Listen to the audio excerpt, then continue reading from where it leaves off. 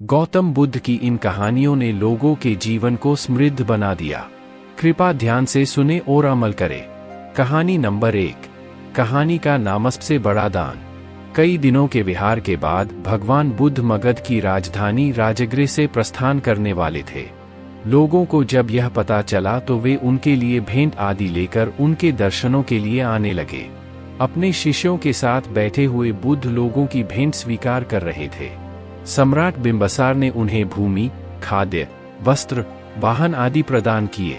नगर सेठों ने भी धन धान्य और सुवर्ण आभूषण उनके चरणों में अर्पित कर दिए। सभी के दान को स्वीकार करने के लिए बुद्ध अपना दायां हाथ उठाकर स्वीकृति इंगित कर देते थे। भीड़ में एक वृद्धा भी थी। वह बुद्ध से बोली, भगवन, मैं बहुत निर्धन हूँ। मेरे पास आपको देने के लिए कुछ भी नहीं है। आज मुझे पेड़ से एक आम गिरा हुआ मिल गया। मैं उसे खा रही थी तभी मैंने आपके प्रस्थान करने का समाचार सुना। उस समय तक मैं आधा आम खा चुकी थी। मैं भी आपको कुछ अर्पित करना चाहती हूँ, लेकिन मेरे पास इस आधे खाए हुए आम के सिवा कुछ भी नहीं है। इसे ही मैं आपको भेंट करना चाहती हूँ। कृपया मेरी भेंट स्वीकार करें। वहां उपस्थित अपार जन समुदाय, राजा महाराजाओं और सेठों ने देखा कि भगवान बुद्ध अपने आसन से उठकर नीचे आए और उन्होंने दोनों हाथ फैलाकर वृद्धा का आधा आम स्वीकार किया। सम्राट बिंबसार ने चकित होकर बुद्ध से पूछा, भगवन, एक से बढ़कर एक अनुपम और बहुमूल्य उपहार तो आपने केवल हाथ हिलाकर ही स्वीकार कर लिए, लेकिन इस बुढ़िया के जूठे आम को लेने के लिए आप आसन से नीचे उतर कर आ गए। इसमें ऐसी कौन सी विशेषता है? बुद्ध मुस्कुराकर बोले, इस वृद्धा ने मुझे अपनी समस्त पूंजी दे दी है। आप लोगों ने मुझे जो कुछ भी दिया है वह तो आपकी संपत्ति का कुछ अंश ही है, और उसके बदले में आपने दान करने का अहंकार भी अपने मन में रखा है। इस वृद्धा ने मेरे प्रति अपार प्रेम और श्रद्धा रखते हुए मुझे सर्वस्व अर्पित कर दिया है, फिर भी उसके मुख पर कितनी नम्रता और करुणा है। कहानी नंबर 2। कहानी का नाम सुख क्या है। एक दिन बहुत से भिक्षु बैठे बात कर रहे थे कि संसार में सबसे बड़ा सुख क्या है। अगर संसार में सुख ही था तो छोड़कर आए क्यों? जब संसार में दुहक ही दुहक रह जाए तभी तो कोई संन्यास्त होता है। जब यह समझ में आ जाए कि यहाँ कुछ भी नहीं है, खाली पानी के बबूले हैं, आकाश में बने इंद्रधनुष हैं, आकाश कुसुम है, यहाँ कुछ भी नहीं है, तभी तो कोई सन्यासी होता है। सन्यास का अर्थ ही है संसार व्यर्थ हो गया है, जानकर, अनुभव से, अपने ही साक्षात्कार से। ये भिक्षु ऐसे ही भागकर चले आए होंगे। किसी की पत्नी मर गई होगी, सन्यासी हो गया। किसी का दिवाला निकल गया तो सन्यासी हो गया। अब तुम देखना बहुत से लोग सन्यासी होंगे, फिर कुछ और बचता भी नहीं। तब बुद्ध भगवान अचानक आ गए। पीछे खड़े होकर उन्होंने भिक्षुओं की बातें सुनी, चौंके। फिर कहा, भिक्षुओं, भिक्षु होकर भी यह सब तुम क्या कह रहे हो? यह सारा संसार दुहक में है, इसमें तुम बता रहे हो। कोई कह रहा है राज्य सुख, कोई कहता है काम सुख दुख में है, इसमें तुम बता रहे हो। कोई कह रहा भोजन सुख, स्वाद सुख, यह सब तुम जो कह रहे हो क्या कह रहे हो? यह सुनकर मुझे आश्चर्य होता है। अगर इस सब में सुख है तो तुम यहाँ आ क्यों गए? सुख भी आभास है, बुद्ध ने कहा, दुहक सत्य है और सुख नहीं है ऐसा नहीं, पर संसार में नहीं है। संसार का अर्थ ही है जहां सुख दिखाई पड़ता है, और है नहीं। जहां आभास होता है, प्रतीति होती है, इशारे मिलते हैं कि है, लेकिन जैसे जैसे पास जाओ पता चलता है नहीं है। फिर सुख कहा है? बुद्ध ने कहा, बुद्धोत्पाद में सुख है। तुम्हारे भीतर बुद्ध का जन्म हो जाए तो सुख है। तुम्हारे भीतर बुद्ध का अवतरण हो जाए तो सुख है।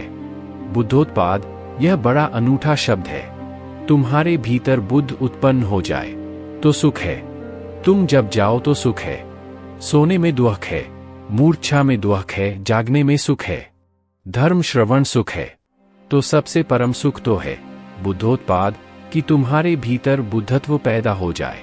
अगर अभी यह नहीं हुआ तो नंबर 2 का सुख है, जिनका बुद्ध जाग गया उनकी बात सुनने में सुख है।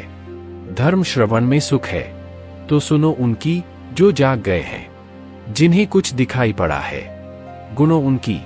लेकिन उसी सुख पर रुक मत जाना, सुन सुनकर अगर रुक गए तो एक तरह का सुख तो मिलेगा, लेकिन यह भी बहुत दूर जाने वाला नहीं है। इसलिए बुद्ध ने कहा, समाधि में सुख है, बुद्धोत्पाद में सुख है, यह तो परम व्याख्या हुई सुख की। फिर यह भी तो हुआ नहीं है।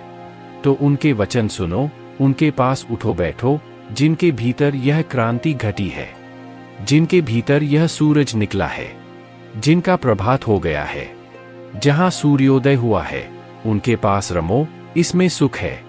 मगर इसमें ही रुक मत जाना। ध्यान रखना कि जो उनको हुआ है वह तुम्हें भी करना है। उस करने के उपाय का नाम समाधि है। सुनो बुद्धों को और चेष्टा करो बुद्धों जैसे बनने की। उस चेष्टा का नाम समाधि है। उस चेष्टा का फल है बुद्धोत्पोद। सुनो बुद्धों के वचन, फिर बुद्धों जैसे बनने की चेष्टा में लगना। ध्यान, समाधि, योग, और जिस दिन बन जाओ उस दिन परम सुख। कहानी नंबर 3। कहानी का नाम सुख की नींद। एक बार गौतम बुद्ध सिंसवा वन में पर्णशैया पर विराजमान थे कि हस्तक आल्बक नामक एक शिष्य ने वहां आकर उनसे पूछा, बनते, कल आप सुखपूर्वक सोए ही होंगे? हाँ कुमार, कल मैं सुख की नींद सोया। किंतु भगवन, कल रात तो हिमपात हो रहा था और ठंड भी कड़ाके की थी। आपके पत्तों का आसन तो एकदम पतला है, फिर भी आप कहते हैं कि आप सुख की नींद सोए। अच्छा कुमार, मेरे प्रश्न का उत्तर दो। मान लो किसी गृहपति के पुत्र का कक्ष वायुरहित और बंद हो, उसके पलंग पर 4 अंगुल की पोस्तीन बिछी हो, तकिया कालीन का हो तथा ऊपर वितान हो और सेवा के लिए 4 भार्याएं तत्पर हों, तब क्या वह गृहपति पुत्र सुख से सो सकेगा? हाँ भंते, इतनी सुख सुविधाएं होने पर भला वह सुख से क्यों न सोएगा? उसे सुख की नींद ही आएगी। किंतु कुमार, यदि उस गृहपति पुत्र को रोग से उत्पन्न होने वाला शारीरिक या मानसिक कष्ट हो, तो क्या वह सुख से सोएगा? नहीं भंते, वह सुख से नहीं सो सकेगा। और यदि उस गृहपति पुत्र को द्वेष या मोह से उत्पन्न शारीरिक या मानसिक कष्ट हो, तो क्या वह सुख से सोएगा? नहीं भंते, वह सुख से नहीं सो सकेगा। कुमार, तथागत की राग, द्वेष और मोह से उत्पन्न होने वाली जलन जड़ मूल से नष्ट हो गई है। इसी कारण सुख की नींद आई थी। वास्तव में नींद को अच्छे आस्तरण की आवश्यकता नहीं होती। तुमने यह तो सुना ही होगा कि सूली के ऊपर भी अच्छी नींद आ जाती है। सुखद नींद के लिए चित्त का शांत होना परम आवश्यक है, और यदि सुखद आस्तरण हो तब तो बात ही क्या। सुखद नींद के लिए वह निश्चय ही सहायक होगा। कहानी नंबर 4। कहानी का नाम सबसे बड़ी कला। एक युवा ब्रह्मचारी था। वह बहुत ही प्रतिभावान था। उसने मन लगाकर शास्त्रों का अध्ययन किया था। वह प्रसिद्धि पाने के लिए नई नई कलाएं सीखता रहता था। विभिन्न कलाएं सीखने के लिए वह अनेक देशों की यात्रा भी करता था। एक व्यक्ति को उसने बाण बनाते देखा तो उससे बाण बनाने की कला सीख ली। किसी को मूर्ति बनाते देखा तो उससे मूर्ति बनाने की कला सीख ली। इसी तरह कहीं से उसने सुंदर नक्काशी करने की कला को भी सीख लिया। वह लगभग 15-20 देशों में गया और वहां से कुछन कुछ सीख कर लौटा। इस बार जब वह अपने देश लौटा तो अभिमान से भरा हुआ था। अहंकारवश वह सबका मजाक उड़ाते हुए कहता, भला पृथ्वी पर है कोई मुझ जैसा अनोखा कलाविद? मेरे जैसा महान कलाकार भला कहाँ मिलेगा? बुद्ध को उस युवा ब्रह्मचारी के बारे में पता चला तो वह उसका अहंकार तोड़ने के लिए एक वृद्ध ब्राह्मण का रूप धारण कर उसके पास आए और बोले, युवक, मैं अपने आप को जानने की कला जानता हूँ। क्या तुम्हें यह कला भी आती है? वृद्ध ब्राह्मण का रूप धरे बुद्ध को युवक नहीं पहचान पाया और बोला, बाबा, भला अपने आप को जानना भी कोई कला है? इस पर बुद्ध बोले, जो बाण बना लेता है, मूर्ति बना लेता है, सुंदर नक्काशी कर लेता है अथवा घर बना लेता है, वह तो मात्र कलाकार होता है। यह काम तो कोई भी सीख सकता है, पर इस जीवन में महान कलाकार वह होता है जो अपने शरीर और मन को नियंत्रित करना सीख जाता है। अब बताओ, ये कलाएं सीखना ज्यादा बड़ी बात है या अपने जीवन को महान बनाना? बुद्ध की बातों का अर्थ समझकर युवक का अभिमान चूर चूर हो गया और वह उनके चरणों में गिर पड़ा। वह उस दिन से उनका शिष्य बन गया। अगर आपको ये कहानियां अच्छी लगी तो लाइक, कमेंट, सब्सक्राइब करें।